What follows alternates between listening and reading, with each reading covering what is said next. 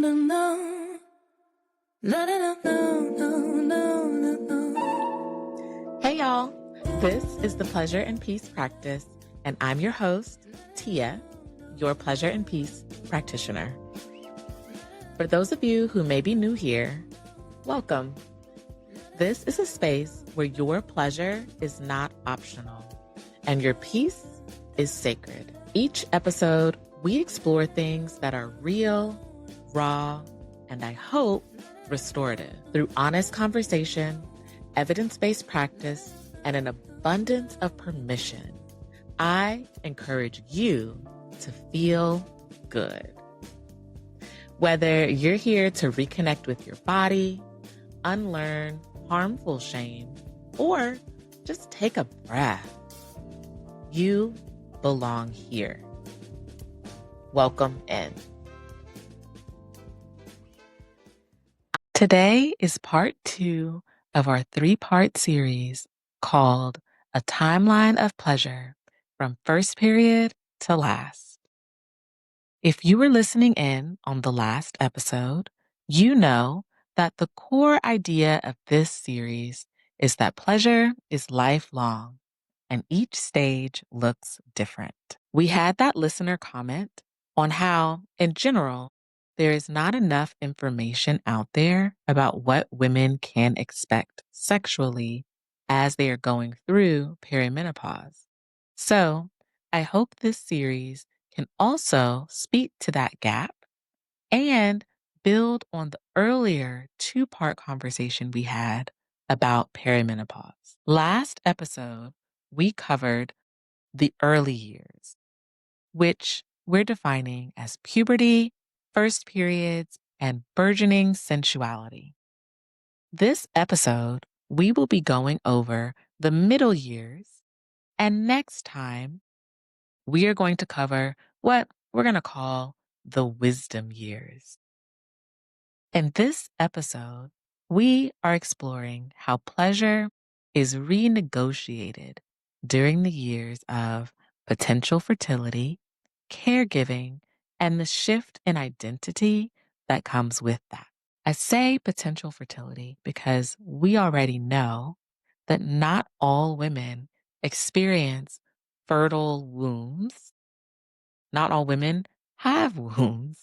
And so we want to be sensitive. Oftentimes, those middle years, as we are calling them, are filled with fertility navigation, potential pregnancy, and postpartum. What is often overlooked, however, is power.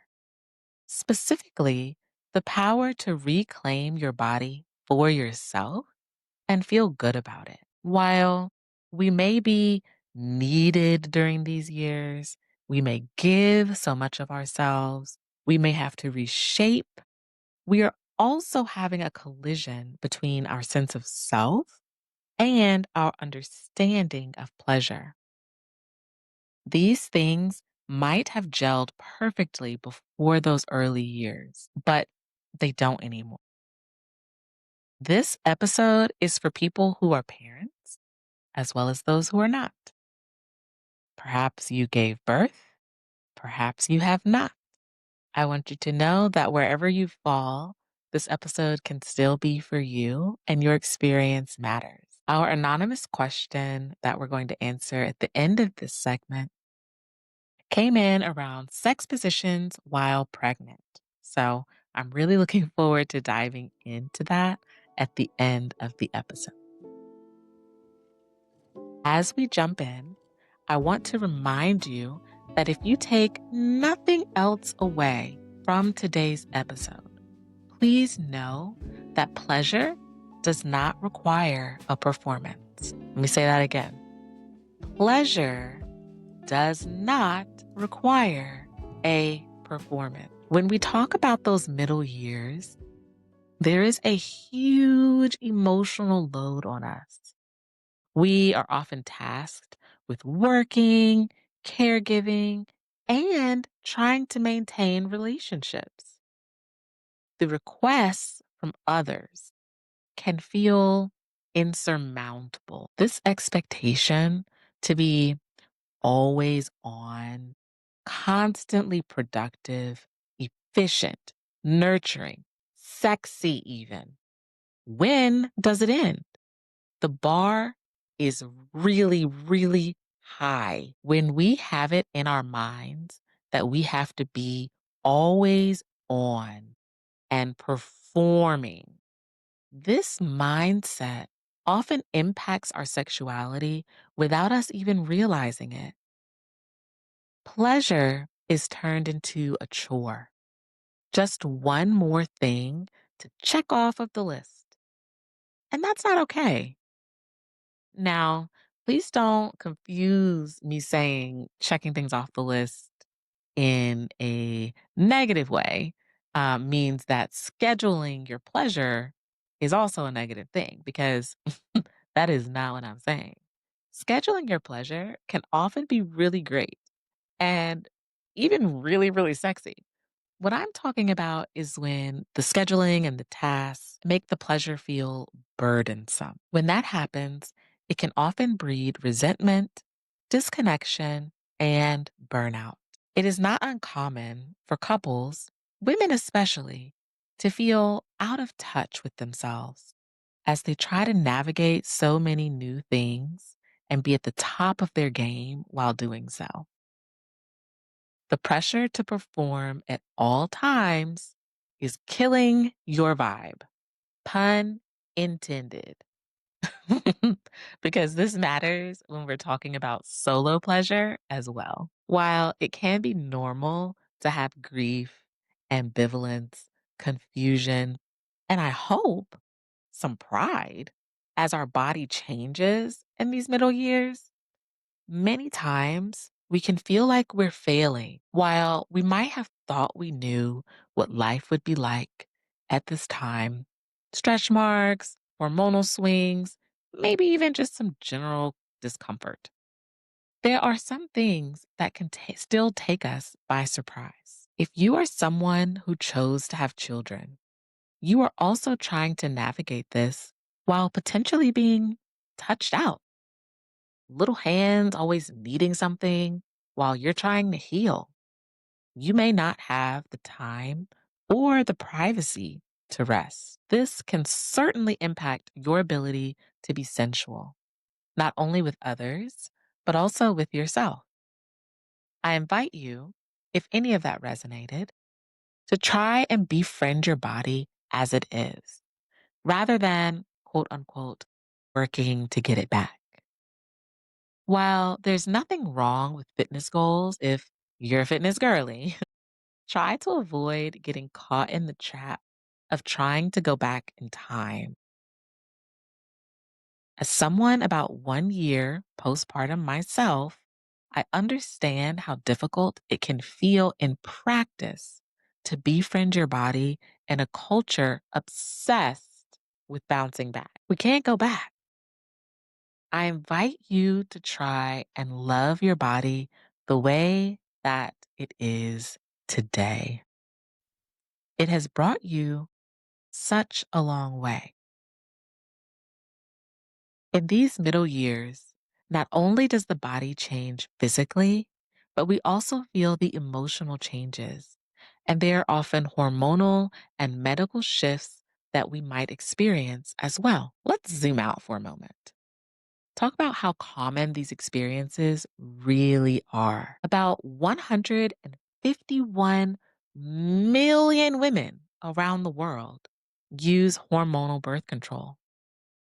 About 1 in 8 women of reproductive age say that they have needed fertility support.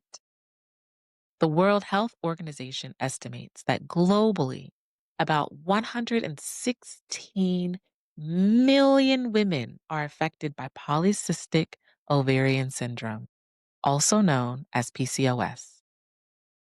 These are just a few numbers, and because we don't have all day, I won't go into the many more numbers around women affected by endometriosis, various reproductive traumas such as miscarriage and abortion, etc., and so on. You may be asking yourself, Tia, girl, how is any of this relevant?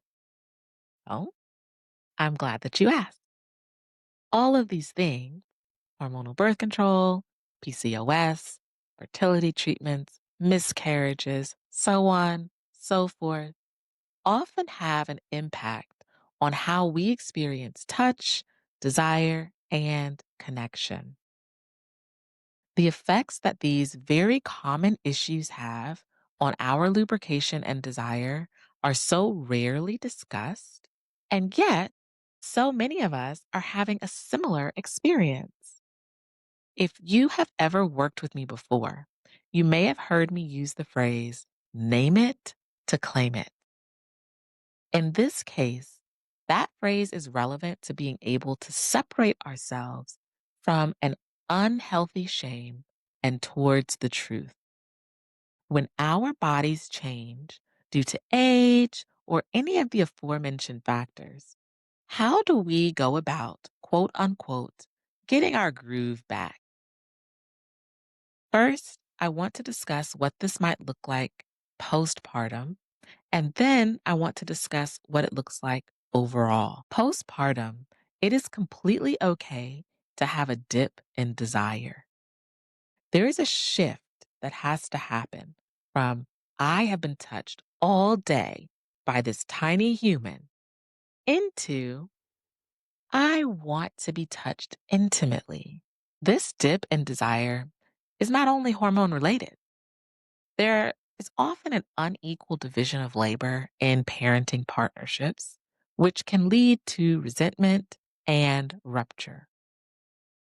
If this sounds familiar to you, it might be helpful to consider with your partner how to make the division of labor work better for you both. While we're talking specifically about a postpartum reality, the truth is that feeling disconnected from your partner or your own pleasure can happen at any stage. Outside of stating the obvious, perhaps consider reframing acts of pleasure as points of connection rather than a performance or task on the list. What are some creative ways that you might connect with your partner without any pressure? This can, of course, include non sexual touch or solo masturbation, but it could also include making a meal together, doing a chore that neither of you particularly enjoy together. Put on a good playlist. Try and make it as pleasant as possible. While we were talking a moment ago about how this shows up in postpartum, these same principles can help anyone who has felt disconnected from their partner. Remember, your body is yours. It is essential in postpartum and otherwise to remember this and call it back to you bit by bit. You do not need to go back to who you were before. I'm sure that whoever you were before was wonderful. And the person you're becoming, I'm positive, is even better. Lean into the way that you feel right now.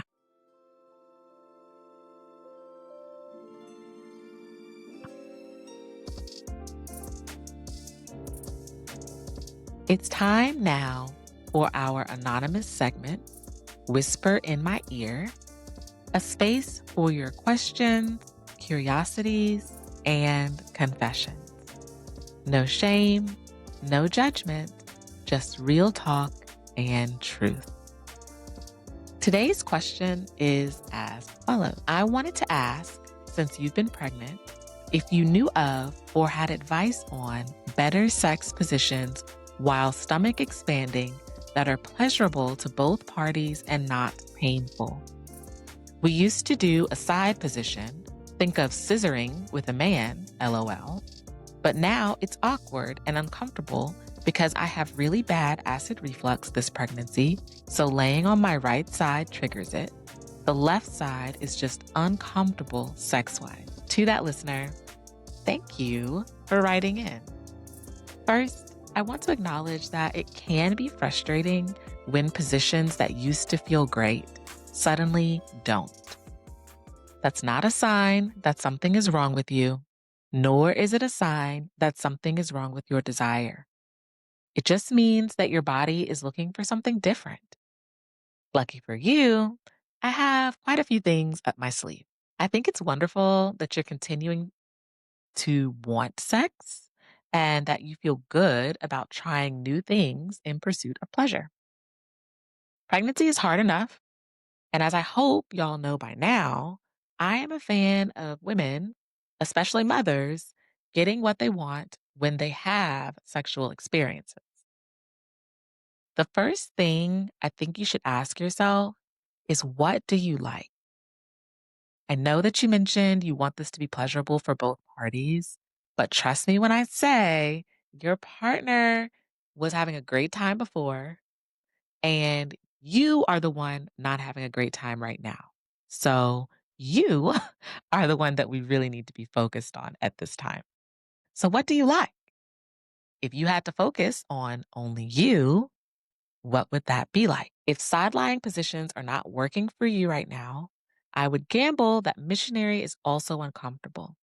My advice is to try doggy style and women on top facing whatever direction you want, front, back, side, whatever you like. I would also recommend standing up with your partner behind you, placing your hands on a wall or other support structure. Another tip is to use an abundance of pillows in whatever position that you feel supported. One potential use of the pillows is to have either you or your partner create a nest in the bed where you can place your belly inside of it. And that can also help to make whatever position you choose more comfortable. To address the acid reflux, I would recommend keeping your torso elevated. If you like side lying but are unable to do that because of the reflux, try an elevated side lying position, again, with the help of pillows, as another suggestion. This is also a good time to point out that sex is more than penis and vagina intercourse. If you like toys, maybe you like a little tongue. A sufficient session could consist of only that. Possibilities really are endless. Try to use your imagination.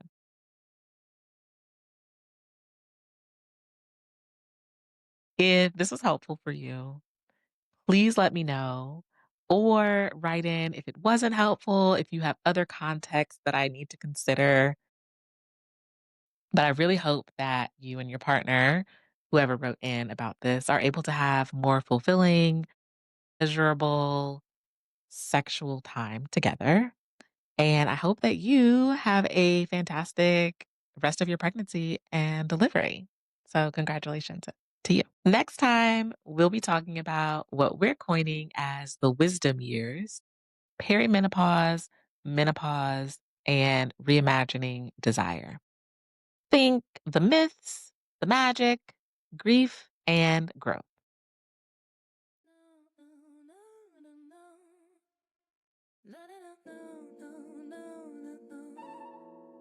Thank you for being here, for listening, for getting curious with me.